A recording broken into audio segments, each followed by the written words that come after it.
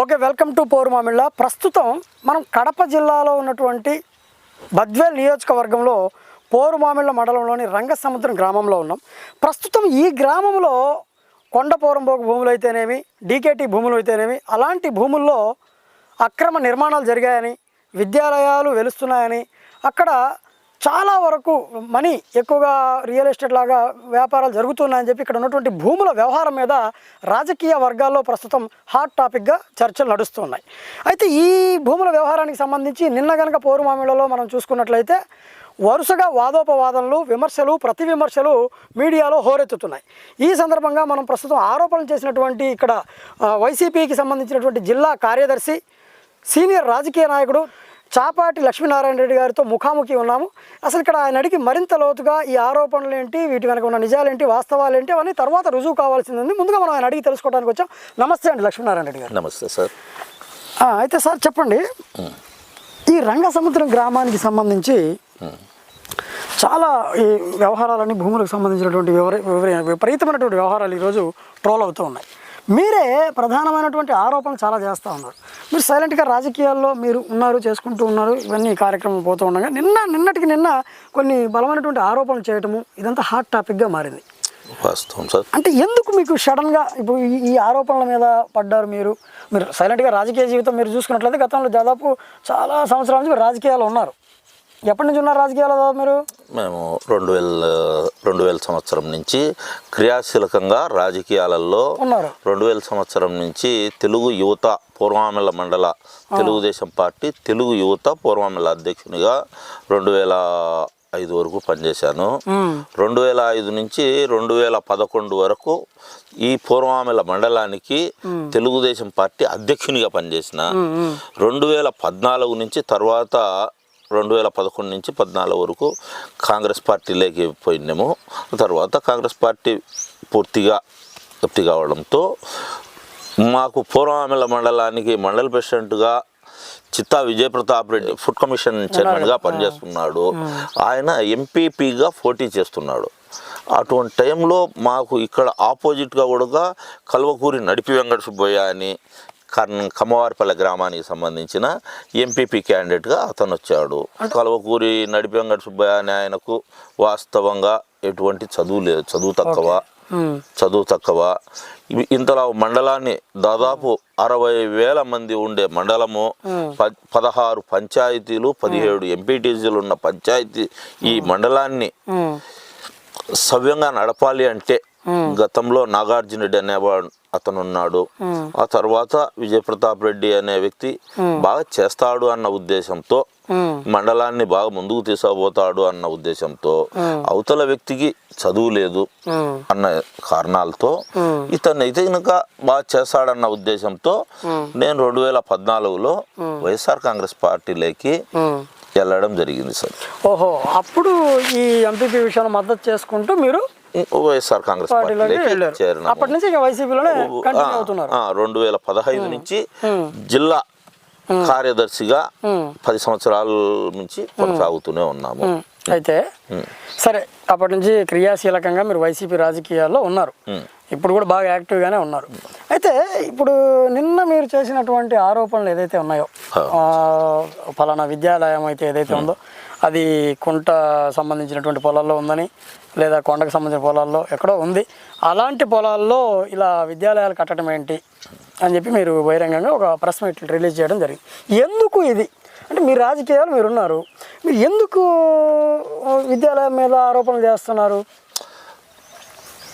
ఇంతవరకు ఎవరి పని వాళ్ళు చేసుకుంటూ, ఎవరిని అగసాట్లో పడుతూ వాళ్ళ పని, వాళ్ళ వ్యవహారం, వాళ్ళ ఇదిలో పోతా ఉన్నారు. ఇప్పుడు 2024లో మాకు పోరుమామిళ్ళ మండలం అంతా తెలుగుదేశం వాళ్ళు ఉన్నారు, వైఎస్ఆర్ వాళ్ళు ఉన్నారు, అందరు ఉన్నారు.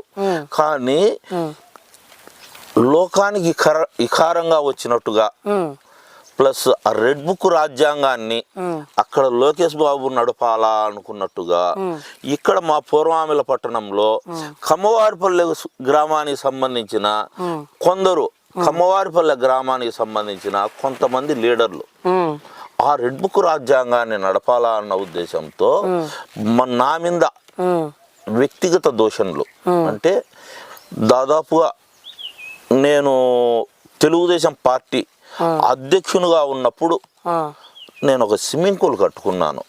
ఎప్పుడు అప్పట్లో 2007లో నేను తెలుగుదేశం పార్టీ అధ్యక్షునిగా ఉన్నప్పుడే అప్పుడు ఈ స్విమ్మింగ్ పూల్ అనేది కట్టుకున్నాను. ఈ స్విమ్మింగ్ పూల్ అనేది కట్టుకున్నప్పుడు అటుపక్క ప్రజెంట్ ఎమ్మెల్యే గోవిందరెడ్డి ఉన్నాడు, రాజశేఖర రెడ్డి గారు ముఖ్యమంత్రిగా ఉన్నారు. ఈ మండలంలో ఉండే కాంగ్రెస్ పార్టీ, అప్పుడు కాంగ్రెస్ వైఎస్ఆర్ లేదు, కాంగ్రెస్ పార్టీ లీడర్లు ఎవరు కూడా నన్ను ఇది చెరువని, ఇది కొంటని, ఇది నడ్డని ఎటువంటిది కూడా చెప్పలేదు. విషయం కాదండి, మీరు ఎందుకు ప్రత్యేకంగా ఒక స్కూల్ మీద ఆరోపణలు చేశారు? ఆ స్కూలు ప్రభుత్వ భూమిలో కట్టారని మీరు ఆరోపణలు చేశారు. అవతల ప్రతి ఆరోపణలు ఏమొచ్చాయంటే ఇది కాదు, మేము నిరూపిస్తామని చెప్పి వాళ్ళు కాగితాలు చూపిస్తూ ఉన్నారు కదా, దాని గురించి మీరు ఏం చెప్తారు? నేను ఒకటి, కాగితాలు అనేది ఎవరమైనా ఎన్ని కాగితాలైనా పెట్టుకుంటాము, చూపిస్తాము. నిరూపణలు అనేటి అధికారులు ఇవ్వాల, అధికారులకు నేను ఇచ్చింది కూడా ఫస్ట్ 1251 కుంటలో స్కూల్ ఉన్నదని చెప్పేసి నేను మొదటగా ఆరోపించిన కుంట అనేది 7 ఎకరాల 40 సెంట్ల ల్యాండ్. ఆ కుంటననేది 7 ఎకరాల 40 సెంట్ల ల్యాండ్ అయితే దాంట్లో పూర్తి స్థాయిలో ఎటువంటి సబ్ డివిజన్ లేదు. 7 ఎకరాల 50 సెంట్లు మామూలుగా విలేజ్ మ్యాప్ ఉంటుంది అనమాట. విలేజ్ మ్యాపే, విలేజ్ మ్యాప్ లో నుంచి ఆ ఇదిని చూపించినాము. అది విలేజ్ మ్యాప్ అనేదే ఉన్నది. 1251 సపరేట్ అది. దాన్ని చూపించి మా తహసీల్దార్ గారికి ఇచ్చాను. మా తహసీల్దార్ గారు ఇంకా 2 అడుగులు ముందుకేసి అధికార పార్టీ నాయకుల ఒత్తిళ్లకు తలొంచి చెప్పిన తర్వాత స్కెచ్ ఇది మ్యాప్ అంతా కూడా రాసిచ్చిన తర్వాత దాంట్లో 7 ఎకరాల 40 సెంట్లలో కుంటగా ఉంది. కుంటగా ఉన్న స్థలాన్ని రిజిస్టర్లు ఏ విధంగా చెల్లుతాయి? వాళ్ళు మీ మీద ఏమంటున్నారంటే మీరు చేసిన ఆరోపణలకి నిరూపించండి అని చెప్పి ఓపెన్గా సవాల్ చేస్తూ ఉన్నారు. ఇంకోటి, నిరూపిస్తే మేము దాని గురించి మాట్లాడుతామంటున్నారు, లేదంటే మీకేమని చెప్తున్నారు వాళ్ళు? ఇప్పుడు మా దగ్గర ఈ విధంగా మేము మా తాత పూర్వీకుల నుంచి వచ్చినటువంటి ఆస్తి ఇక్కడ కొన్నారని చెప్పి చెప్తా ఉన్నప్పుడు మీరు ఏదన్నా వాళ్ళు తప్పు చేశారని మీకు అనిపిస్తే మీరు అధికారుల వైపు లేదంటే అటునుంచి వెళ్ళి మీరు రావాలి. మీరు మీడియా ముందుకు ఎందుకు వస్తారు? మీడియా ముందు ప్రెస్ మీట్ పెట్టుతున్నారు, మాటికి మీడియా కలవటము. వాళ్ళు కూడా అదే అంటున్నారు, మీడియాలో మాకు ప్రెస్ మీట్ పెడతా ఉన్నారు, మేము అవసరమైతే పరువు నష్టం దావా కూడా వాళ్ళ మీద వేస్తూ ఉంటున్నారు. మరి ఈ విధంగా వాళ్ళు పరువు నష్టం దావాకు వెళ్తే మీరు నిజంగా చేస్తున్న ఆరోపణలు నిజమేనైతే మీరు ఎదుర్కోగలరా? ఎక్కడైనా ఎదుర్కోగలిగే దమ్ముందా? నేను చాపాటి లక్ష్మీనారాయణ రెడ్డి, నేను వాళ్ళు ఏ విధమైనటి అయినా ఇచ్చినా కూడా ఎదుర్కొనేదానికి నేను సిద్ధంగా ఉన్నా. వాళ్ళు ఇచ్చేటి అన్ని కూడా ఎటువంటి ఆధారాలు లేని పేపర్లు నేను ఇస్తున్నా కదా. నేను ఇంతలా అధికారులకు ఎందుకు ఇస్తున్నాను, మీడియాని ఎందుకు పిలుస్తున్నారు అని మీరు అంటున్నారు కదా. మీడియాని ఎందుకు పిలవాల్సిండేది వచ్చింది అంటే గనక మీడియా అనేది ప్రత్యక్ష సాక్ష్యం ప్రజల్లోకి ఇమీడియట్లీ పోయేది. తహసీల్దార్లకు ఇస్తున్నాం, తహసీల్దార్లు వచ్చేసి ఈ పేపర్లు తీసుకోవడం సరే అనేది ఇట్లా కింద పడేస్తున్నారు. దాంట్లోనూ చూసుకోవడము, కొంతమంది అధికారులు, కొంతమంది మంచి వాళ్ళు ఉంటారు, కొంతమంది చెడ్డ వాళ్ళు ఉంటారు. అందరినీ ఒక గాట కట్టేయలేము. కానీ మేము ఇచ్చే ప్రతి కాగితాన్ని ఆధారాలు చూపిస్తూ మీడియా ముందుకు తెచ్చి మరీ అధికారులకు ఇస్తున్నాం.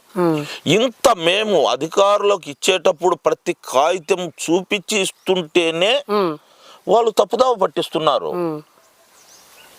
ఇప్పుడు 1251 కుంటపోరంబోకు FMB ప్రకారము నా బండిలో కాగితాలు నేర్చున్నానా కవరు ఉన్నది. అది పూర్తిగా తప్పు అని తెలుసాన్నా కూడా దాన్ని ఎందుకు చేయడం లేదు అధికారులు? అధికారులు ఏమంటారు, 4 ఎకరాల 4 సెంట్లు కుంటపోరంబోగ్గా ఆన్లైన్లో ఉండాది అని అంటారు. ఆన్లైన్లో ఉండాది అని అంటే ఈడ వచ్చేసి